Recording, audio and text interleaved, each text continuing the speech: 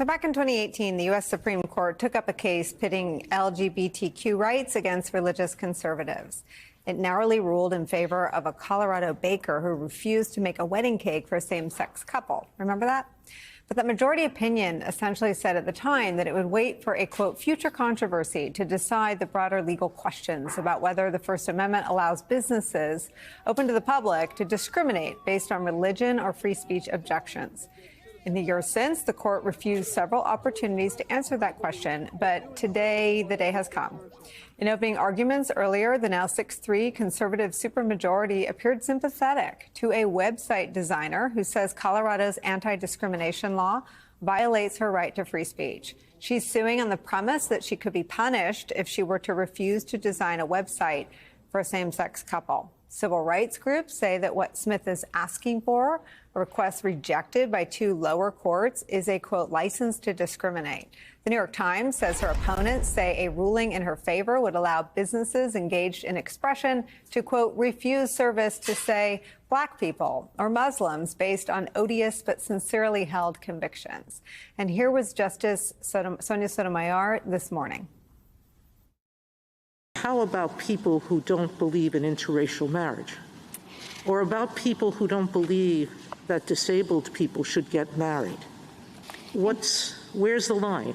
I can choose not to sell to those people? This website? Because it's my speech? Joining our coverage, Maya Wiley, former Assistant U.S. Attorney, now President of the Leadership Conference on Civil and Human Rights. Brian Fallon's back, Executive Director of the Progressive Judicial Advocacy Group, Demand Justice. And Claire McCaskill's still here. Maya, I want to play one more piece of sound today. This is from Justice Ketanji Brown Jackson with another scenario about where this could lead. Can you give me your thoughts on a photography business in a shopping mall? During this holiday season, they want to have a sign next to the Santa that says only white children. Why isn't your argument that they should be able to do that? And maybe it is.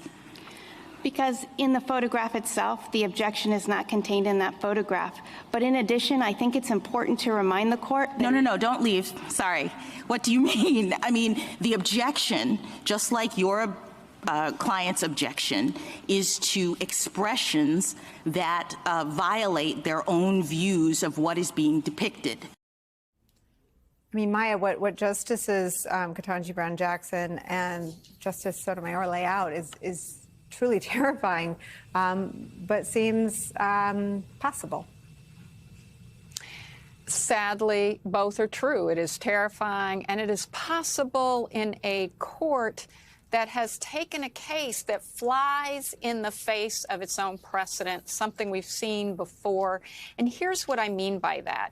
And I'm going to get personal here because my parents, a Black man and a white woman, got married in 1961 in this country, and that was before the Supreme Court in Loving versus Virginia said interracial marriages, you can't discriminate, you can't stop people from getting married because of their race, and had all these implications because my parents had to find a place where they could find people willing to serve them for their marriage process, even though it was not illegal in New York State, which is where they lived at the time. And I look back on the arguments that were made for people, for my parents, that used religion as an argument against Black people, white people getting married because they were in love. And it's the same arguments that we are hearing right now in a First Amendment context, trying to use the same arguments that a belief in what the Bible says. Literally, Harry Truman, the judge in the county court that imprisoned the Lovings, said, which was, it's in the Bible. The judge himself had said we had separate continents with people of different races because God didn't intend them to mix.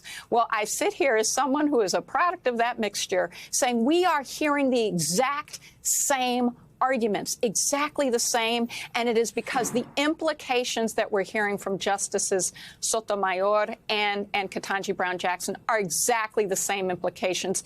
It comes for all of us, so we have to stand together on this. Maya, I want to follow up with something that I read twice. I couldn't believe this was real. This is NBC's reporting. Alito jokes today about Black Santa during arguments. Alito asked whether a Black Santa at the mall is obligated to take a picture with a child dressed up in a KKK outfit, even if he doesn't want to. Justice Elena Kagan asked whether the same applies regardless of whether the child is black or white or any other characteristic. Alito quipped, quote, "You do see a lot of black children in KKK outfits, right? All the time," end quote, drawing scattered laughter. Is this where we are? You know, apparently it is where we are, and we're here for all the wrong reasons, and it has nothing to do with what our Constitution says and with the way in which we look to the Supreme Court to protect fundamental rights. This Supreme Court said it is a fundamental right to allow people to choose who they marry, even if they want to marry someone who's of the same sex.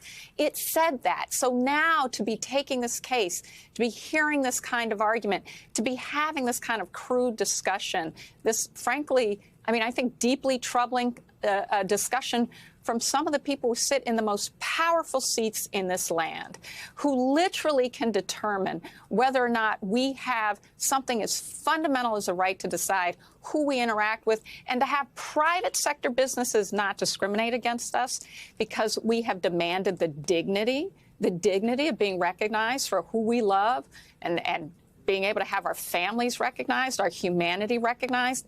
That's what we're talking about here. And, you know, I want my daughter, who's a lesbian, to be able to get married and to do it her way and not to be told that she doesn't have the same dignity that I have. That can't stand. Brian Fallon, I'm sorry to make you go after Maya. I'm always sorry to make anyone do that. Let me read you this from the New York Times. The decision to hear this case at all, Ms. Smith's case, was probably driven by several factors: an increasingly assertive six-justice conservative supermajority, a sense that Ms. Smith's designs were more likely to be expression protected by the First Amendment, and the desire of at least some justices to undo or limit Obergefell, the 2015 decision establishing a right to same-sex marriage. So this is real. It's on. What Justice Thomas wrote in his opinion when Roe versus Wade was overturned is very much part of the fabric of this court.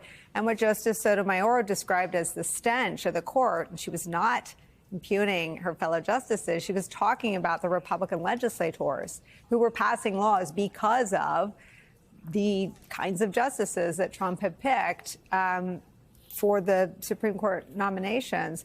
There's a sense, I think, sometimes that the left is overreacting, but literally every concern that anyone on the left has had about this court for 2 decades has come to pass, and then some. Right. And everything about this case today is dripping with bad faith. The court's decision to hear this case, the arguments being put forward by the people bringing this case. I want to inform your audience about 2 groups. Let's peel the curtain back for a second. We have 2 groups here, the Alliance Defending Freedom and the Becket Fund, that have brought many of these cases, including today's case, was brought and organized by the Alliance Defending Freedom, and a key amicus brief was filed by the Becket Fund.